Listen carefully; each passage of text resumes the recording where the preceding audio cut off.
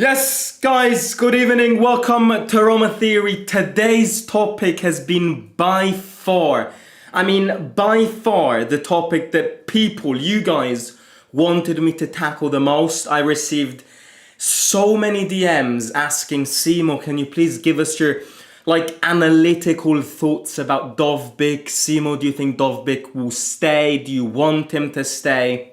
So, you know what, over the past 2 weeks I was in France, as I told you guys, and I got back on Saturday, on Sunday, on Sunday, I sat down, I got numbers, I got stats, and I kind of built my overall judgment about this Dovbyk situation, because of course, it's one of the situations which divides the Roma fans the most, and I think I keep on saying that it's the situation that I think divides the manager as well. Now, of course, after the Everton game, we heard Gasperini say that the rumor is basically that the articles writing that Gasperini didn't like Dovbyk were fake, and that he likes Dovbyk, and that if Dovbyk stays, he's ready to gamble and work on him.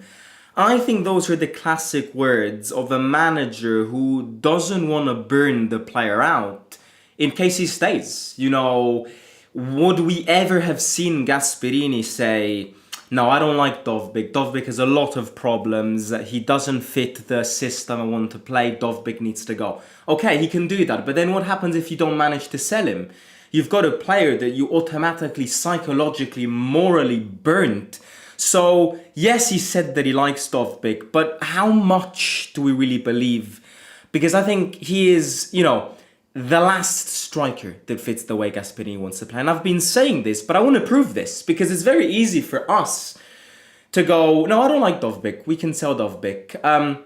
Of course, you guys can do that, but as the voice of Roma Theory, I need to give analytical thoughts behind the things that I say and behind the theories that I have. And I have a theory about Dovbyk, and I've backed this theory with numbers, with stats, with notes. Let's get into this. Let me know. I want to know what this is, a topic that I want to know what you guys think about. So if you're live, let me know in the live chat, and if you're not watching live, let me know in the comments. I will read the Dovbyk thoughts, because I think it's very interesting to see what everyone has to say about Dovbyk.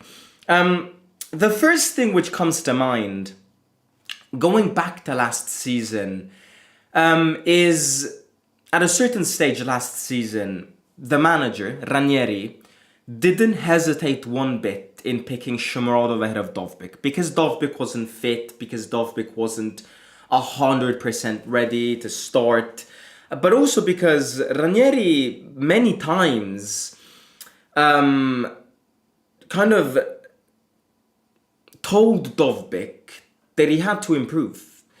It's something that happened numerous times, seeing Ranieri say to the media that Dovbyk has got problems that he needs to solve, otherwise he was not going to start. And I think there were many games last season, especially towards the end, the last few months, where, according to Ranieri's hierarchy, Shomurodov was the starting player.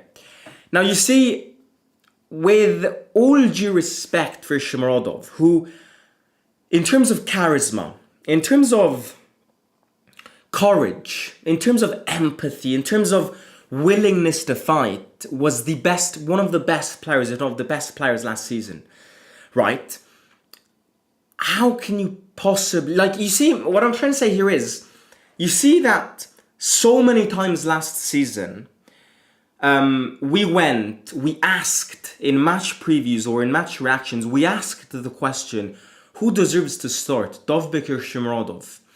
And you see that, with all due respect for Shomurodov, who isn't technically amazing, but, he was incredibly emphatic, loved the fight, loved the run, but technically wasn't amazing. The comparison, the question, would you rather start Dovbyk or Shomurodov? And the answer being, towards the end of the season, I would rather start Shomurodov. That's where the problem lays. Because you in a world of football, you can never make your second striker be your preferred option to somebody that you've spent 35 million on. That's a world that, it's great. Shomurodov was great in those 2 months, but it's a comparison that should have never been there, if you get what I'm saying. But going back to last season, I sat down and I looked at numbers.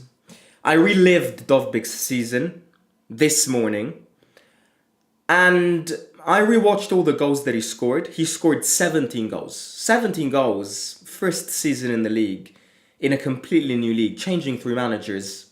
Fair play. There's nothing that you can tell him. There's nothing that makes you want to go against him, because 17 goals in season 1, changing 3 managers. We're speaking about somebody who won 2 times the leading top scorer in the Ukrainian league and the leading top scorer in the La Liga the year before with Girona.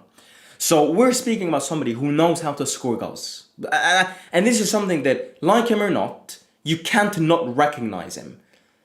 You can't not give him this credit. He scores goals. Yes, he does. But I think at times we get too blatantly disguised, I would say, by only the number 17. Oh, he scored 17 goals. He's amazing. Oh, he scored 17 goals in season 1 after changing 3 managers. He's unbelievable. We can't not keep him because he scored 17 goals. And everybody looks at the number 17 and goes, it's a lot of goals. And part of me agrees with you. A striker needs to score. A striker needs to do that. A striker needs to belt the ball at the back of the net. Whether that's with his chest, his head, or his feet, I don't give a shit. So I will give you, if you say and if you believe that he deserves another season, he scored the goals, scored many goals, you have a point because he's there to score. But I add on to this and I go that I think that you need to change the shade of how you read that statistic. 17 goals. I looked at all the goals he scored last season this morning. And out of the 17 goals that he scored, only 4 of them made me see characteristics of a striker that will fit Gasperini's system and a striker that can massively evolve. Only 4 of those 17 goals made me want to go, he's got great characteristics. The other 13 goals, 3 were penalties. Nothing against penalties, you have to score them. But 3 were penalties. And the other 10, every one of the other 10 goals, go back and watch them. I watched them from 1 to 17 this morning. All the other 10 were tap-ins. Not any ordinary tap. Tap-in in the little box with the goalkeeper already on the floor. So that's not hating on him. That's a talent. That's a talent, a quality that I can recognize to him, that I can give him attributions for. And it is that he knows where to be in the right time and moment inside the box. That's a talent. I don't want to completely bury Dovbyk. If he was completely terrible, didn't know where he was, he wouldn't have scored 17 goals. But my point here is that only 4 of these goals I consider good goals. Goals that make me look at him and go, we can kind of jump on his shoulders and hope that he can carry us.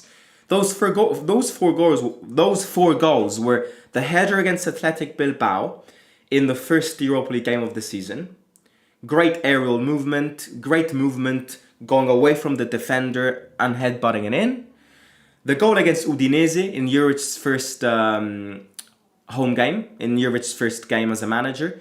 The one where he got the ball and he belted it bottom left-hand corner. That was a good goal. The third one was the one against Monza where we drew 1-1, where he kind of used his physique to fight against the defense, move the ball around, and then score and shoot. And the third one was the one against Lecce. I believe it was April, again using great use of his body and scoring the goal. The other 13 goals were either penalties or tap-ins. And it's not enough. It's not enough, which is why I say you have to get the number 17 and spin it around. Because yes, a goal is a goal, but Dovbyk outside of the box last season, I would dare to use the word, was completely and utterly useless. Useless. And that's where the problem lays. That's where the problem lays, not only in a projectable future, because I don't see him adapting to Gasperini's system, but I don't see a player that is learning. That's my issue. My issue with Dovbyk is exactly this. I see no progressions. And this is the part that worries me the most. This is the part that I go, we have a player who's not learning. We have a player who I would also dare to say isn't understanding, because it's been 1 year that we've had Dovbyk. 1 year that Dovbyk signed for us. So yes, it's early days. Strikers normally take more than 1 season to adapt. But you can build a great judgment after 1 season. You can look at gains. And he doesn't learn. He's not evolving. He's not progressing. You would, at least in these friendly games as well, you would have expected some updates, some new things. No, he does the same things every single time, and the few things that he does, he never does correct. Dovbyk is a tap-in merchant. That's who he is. So this is where I go, I'm worried. I'm worried because I think with Dovbyk as a number 1 striker, I don't think he is a number 1 striker. I think if we stay like this, Ferguson tops him 100%. But let's say Ferguson gets injured, like he was for the majority of last season. Then you only have Dovbyk. And I don't see Roma winning many games with Dovbyk as their main striker, because Dovbyk isn't helpful. Dovbyk doesn't help the team. That's my point. He doesn't help the team because he doesn't press. He's very slow. He's very robotic. He's very monotone.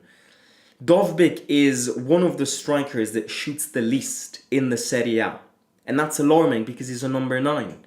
And the other alarming stat, which I found this morning, is that he is in the category of less than 3% of strikers that win the least amount of fouls. So you add all of these stats together and you go, he doesn't shoot because he's one of the strikers that shoots the least. He doesn't press. And we all know what Gasperini wants. Pressing, intensity. He's slow. He's robotic. He doesn't win fouls. Add on to that the fact that he's very emotionally weak. My conclusion to this is, I would hear for offers for Dovbyk. I would. I'm not saying that we're going to sell him, because I think that it's not easy to find a team that will offer you the money to make sure that you didn't lose the investment. So I'm not 100% going to put my hand on fire that we are going to sell him. But after analyzing it, and I said this weeks ago, I said that Dovbyk deserved another chance. The Dovbyk, and part of me still believes this. But I've sat down, I took time, I got stats, numbers, videos. And the most important thing, which you can do even if you don't have time, but you just follow the Roma games, you yourself have noticed that Dovbyk doesn't learn. Dovbyk isn't progressing. Dovbyk isn't updating himself. And that's where the problem is. He doesn't use his body well. That's the biggest red flag that I gave to him. He doesn't use his body well. He doesn't. So I would sell him. Yes, I would. I would sell him. Also because I think you can get a more adaptive striker to Gasperini's system. And I just don't think we will go far when you've got a number 9, your main number 9, who's not lethal. I think the attack is so important. Number 9s, strikers, they're so important in modern football that... it feels like it feels like I'm completely denigrating. I'm not. Like, really, like, I've got nothing against him. I know that he's living a rough moment because of his country and everything. I back him. If he stays, I'll defend him. But we're here to analyze sports. We're here to analyze the performances of players in our team, and with numbers, stats, and videos, and images, and everything they've got online. I think this is my analysis. My analysis is that he doesn't contribute. He doesn't contribute to the team. So my conclusion to this is, if we sell him, I'm not gonna complain. Of course, he needs to be replaced well. If he doesn't leave, then I'm gonna defend him. But right now, especially after these preseason friendlies as well, I'm a bit worried if we were to start with Dovbyk as our striker. I am a bit worried. But that's what I think. Let me read a few comments. Amazing shirt, thank you. What do you think on Sancho? No big and reliable source has confirmed it, so I'm not going to speak about it. Sadly, he needs to go. I'm not sure how we sell him, says JMG. I have the feeling that he was not that dangerous. There was not really a momentum or streak. German Romani, so we should have kept Elder, says Pinnacle. The service has also been horrid, especially from the midfield. Multiple times he makes a nice run and the midfield will ignore his run. I agree with what you say. I think the service to him is not amazing. Also because due to how he plays, I think the players around him still need to understand him well, because he doesn't know what to do, and the players also don't know how to serve him. So I think everything is connected. You have a point. The service has been terrible, but this is what I'll answer to your question. I think sometimes I've seen, and I've done this myself. Dybala21, thank you very much for the €10. Dovbyk is a good player, but sadly I think he should go, says Dybala21. Thank you very much for the super chat, mate. Really appreciate it. Answering to your question is, I've seen a lot of people, and I did this myself, go, Dovbyk doesn't get the service he needs. Dovbyk's service is terrible. Dovbyk needs to be served perfectly in order to shine. And I look at these sentences, phrases, and they're correct. I'm not saying they're not. They're 100% correct. But in Italian we go, grazie al cazzo. In English we go, no shit, Sherlock. It's true. It's true that he doesn't get served well. But that is also why I'm worried about him, because he can't adapt. He can't adapt. He can't adapt to a system and can't seem to be understood by the players behind him. And that's exactly what I say to you. That's another problem. Okay? I don't think it's a coincidence that I don't think it's a coincidence in these preseason friendlies that having played less, Ferguson scored more goals. I don't think it's a coincidence. I don't think it's something that you look at and go, oh, well, just because Ferguson was fitter. No. There are reasons behind this. Dovbyk played more than Ferguson in this preseason friendly. Don't count the stupid 2 first friendly games against the academy sides. I'm speaking about Kaiserslautern, Lens, Villa, Everton. Dovbyk played more than Ferguson because Dovbyk played full against Villa. Ferguson didn't play. Played 80 minutes against Everton and then played 45 minutes against Lens. It's not a surprise that Ferguson scored more goals. It's not, because I think he's got more ability of making the others around him understood where he wants to play and how he wants to get served the ball. If you see what I mean. So I understand when people go, the service to him has been terrible, but no one can afford a striker that no one can have a team. The service won't be perfect. It won't. It's not perfect at Real Madrid. It's not perfect at Man City. It's not perfect at Liverpool. It's not perfect at Barcelona. It can't be perfect at Roma. So yes, the service isn't perfect, but that's something that will never be perfect. So you need to have a striker who understands how to perform also when the service to him isn't perfect. Otherwise, why do we have him? I understand that Dovbyk is not playing really well with the team, but at the same time, I don't get this overwhelming hate. It's not hate. This is where people will get triggered. This is not hate. This is sport analysis. I'm not hating on Dovbyk. Please don't think I am. This is sport analysis. I've used numbers, statistics, and videos to build a judgment. I haven't gone on his Instagram and written, I hope your house burns down. I'm using numbers. I'm using ideas and to build an analysis, to build a judgment. I'm not hating. Please don't say that I'm hating, because I am not hating on Dovbyk.